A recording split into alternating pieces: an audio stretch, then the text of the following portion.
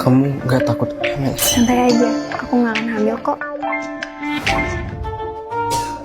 Kalau dia beneran hamil gimana ya? Kamu di drop out dari sekolah karena kamu hamil. Tapi kan Abi yang hamilin aku. Ya udah, dia juga di drop out. Saya nikahkan. Sayang, bentar lagi aku ngelahirin. Tapi kamu aja belum dapat pekerjaan. Kamu harus tanggung jawab. Kan kamu yang hamilin aku. Aku belum siap punya anak. Jangan aku kabur aja deh. Daripada aku diminta tanggung jawab. I love you. Enggak. Aku gak akan lari.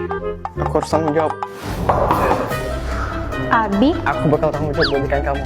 Dan aku bakal cari kerja buat besarin anak kita. kamu mau apa sih? Kamu hamil kan? Hah? Enggak kok. Terus kok muntah-muntah di kelas? Oh, itu aku masuk angin. Aku kira kamu hamil waktu kita pacaran di kamar hotel. Ya enggak lah, mana mungkin aku hamil. Kan kita cuma ciuman. Tapi kalau kamu beneran mau tanggung jawab, boleh sih dicoba.